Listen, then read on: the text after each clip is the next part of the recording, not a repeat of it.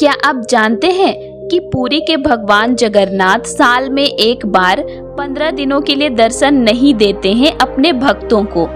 तो क्या भगवान भी बीमार पड़ते हैं? आइए जानते हैं इस दिव्य रहस्य के पीछे छुपी अद्भुत और रहस्यमय कथा। हर वर्ष ज्येष्ठ पूर्णिमा के दिन भगवान जगन्नाथ, उनके भाई बलभद्र और बहन सुभद्रा का महास्नान होता है, जिसे स्नान पूर्णिमा कहा जाता है। इस दिन भगवानों को 108 कलशों के शुद्ध जल से स्नान कराया जाता है। इस स्नान के पश्चात भगवान अनवशरा यानी कि बीमार हो जाते हैं और 15 दिनों तक शयन करते हैं, मतलब विश्राम करते हैं। इस अवधि में मंदिर के पट बंद हो जाते हैं और किसी को भी दर्शन की अनुमति नहीं होती है। 15 दिनों तक जब भगवान बीमार पड़ जाते हैं तो उनकी रसोई भी बंद कर दी जाती है और 15 दिनों तक भगवान को अलग अलग प्रकार के काढ़े का भोग लगाया जाता है। 15 दिन बाद जब वह पूरी तरह से ठीक होते हैं तो उस दिन जगन्नाथ रथ यात्रा होती है, जिनके दर्शन हेतु असंख्य भक्त उमड़ते हैं। जगन्नाथ भगवान के प्रत्येक वर्ष बीमार होने की कथा इस प्रकार है। ओडिशा में स्थित पुरी में एक भक्त माधव दास जी अकेले रहते थे। संसार से उनका कोई लेना देना नहीं था। वो अकेले बैठे भजन किया करते थे और रोज भगवान जगन्नाथ के दर्शन करते थे और उन्हीं को अपना सखा मानते थे और प्रभु के साथ ही खेलते थे। प्रभु उनके साथ अलग अलग प्रकार की लीलाएं किया करते थे और ऐसे ही भक्त माधव दास जी अपनी भक्ति में मग्न रहते थे। एक बार माधव दास जी को अतिसार यानी कि उल्टी दस्त का रोग हो गया। वो इतने दुर्लभ हो गए कि उठ बैठ तक नहीं सकते थे। जब तक उनसे बना वे अपना कार्य स्वयं करते थे और किसी से सहायता नहीं मांगी, और अगर कोई उनकी सहायता करने के लिए कहता तो वो कहते थे कि मेरी रक्षा मेरे प्रभु करेंगे। ऐसी दशा के कारण उनका रोग और बढ़ता चला गया और वो उठने बैठने में भी असमर्थ हो गए। तब श्री जगन्नाथ जी स्वयं सेवक बनकर उनके घर पहुँचे। अपने प्रिय भक्तों के लिए प्रभु क्या क्या नहीं करते, क्योंकि माधव दास जी का रोग इतना बढ़ गया था कि उन्हें पता भी नहीं चलता था कि कब वह मल मूत्र त्याग देते थे, जिससे उनके वस्त्र और शरीर खराब हो जाते थे और उनके शरीर से दुर्गंध आने लगती थी। उन वस्त्रों को भगवान श्री जगन्नाथ जी अपने हाथों से साफ करते थे और उनके पूरे शरीर को साफ और स्वच्छ करते थे। श्री जगन्नाथ भगवान ने अपने भक्त माधव दास की इतनी सेवा करी जितनी कोई अपना भी नहीं करता। जब माधव दास जी को होश आया तब उन्होंने तत्काल पहचान लिया कि यह तो मेरे प्रभु हैं। एक दिन माधव दास जी ने अपने प्रभु से पूछ लिया कि हे प्रभु, आप तो त्रिभुवन के स्वामी हैं, आप मेरी सेवा कर रहे हो। आप चाहते तो मेरा ये रोग तो आसानी से दूर कर सकते थे। अगर आप रोग दूर कर देते तो आपको सेवा नहीं करनी पड़ती। इस पर प्रभु जगन्नाथ ने कहा कि प्रिय माधव, मुझसे भक्तों का कष्ट नहीं सहा जाता, इसी कारण तुम्हारी सेवा मैंने स्वयं ही की। जो भाग्य में होता है उसे तो भोगना ही पड़ता है। अगर आप उसको काटोगे तो इस जन्म में नहीं, पर उसको भोगने के लिए फिर आपको अगला जन्म लेना पड़ेगा, उसमें फिर आपको कष्ट होगा। और मैं नहीं चाहता कि मेरे भक्तों को फिर से भाग्य को काटने के लिए अगला जन्म लेना पड़े, इसीलिए मैंने स्वयं तुम्हारी सेवा की।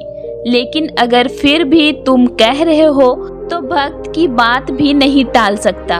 भक्तों के सहायक बनकर प्रभु उनको भाग्य के दुखों से, कष्टों से सहज ही पार कर देते हैं। फिर भगवान जगन्नाथ ने भक्त माधव दास से कहा कि अब तुम्हारे भाग्य में यह 15 दिन का रोग बचा है, इसीलिए 15 दिन का रोग तुम मुझे दे दो। और फिर 15 दिन का वह रोग प्रभु जगन्नाथ ने माधव जी से ले लिया। इसीलिए आज भी भगवान जगन्नाथ 15 दिनों के लिए रोगी होते हैं। भक्तों के प्रेम के चलते आज भी वर्ष में एक बार भगवान जगन्नाथ को स्नान कराया जाता है, जिसे स्नान यात्रा कहते हैं। स्नान यात्रा करने के बाद हर साल 15 दिनों के लिए भगवान जगन्नाथ आज भी बीमार पड़ते हैं और उन 15 दिनों के लिए मंदिर बंद कर दिया जाता है।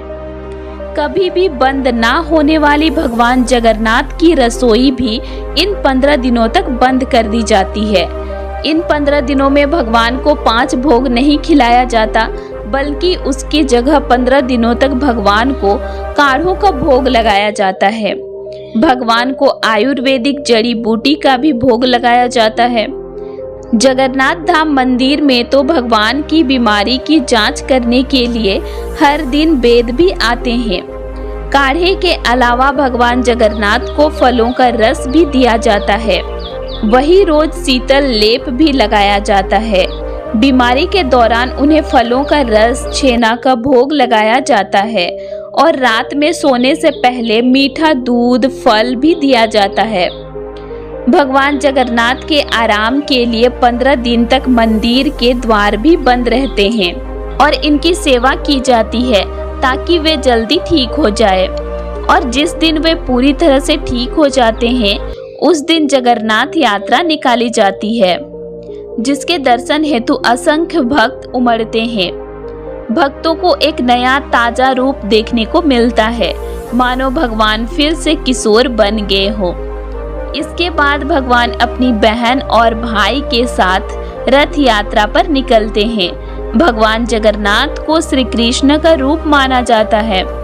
भगवान जगन्नाथ मंदिर लौटने से पहले 1 सप्ताह तक गुंडीचा मंदिर में रहते हैं।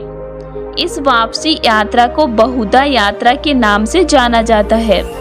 भगवान जगन्नाथ, जिन्हें भगवान विष्णु का अवतार और ब्रह्मांड का शासक माना जाता है, वार्षिक रथ यात्रा या रथ उत्सव के मुख्य पात्र हैं।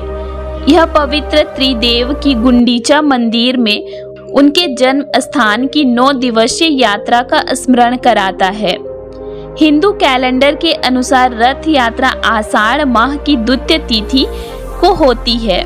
विश्व स्तर पर मनाई जाने वाली रथ यात्रा पवित्र त्रिदेव की अपनी मौसी गुंडीचा देवी के मंदिर तक की यात्रा से शुरू होती है। रथ यात्रा शुरू होने से पहले हर साल 3 नए रथ बनाए जाते हैं, जिनमें से प्रत्येक रथ को स्थानीय कलाकारों द्वारा अद्वितीय तरीकों से बनाया और सजाया जाता है। तो भगवान जगन्नाथ का यह 15 दिन का बीमार होना हमें यह सिखाता है कि ईश्वर भी हमारी तरह अनुभव करते हैं, सुख, दुख, विश्राम, सेवा और पुनर्जागरण। यह प्रतीक है परिवर्तन, विश्राम और पुनः ऊर्जावान होने का, और यही जीवन है। तो आप लोगों को मेरा आज का इन्फॉर्मेशन कैसे लगा और आज का वीडियो कैसे लगा, ये मुझे कमेंट करके ज़रूर बताइएगा।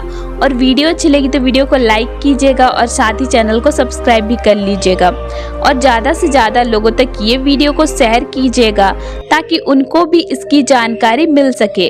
तो चलिए फिर मिलते एक नई वीडियो के साथ। Thanks for watching. जय जगन्नाथ।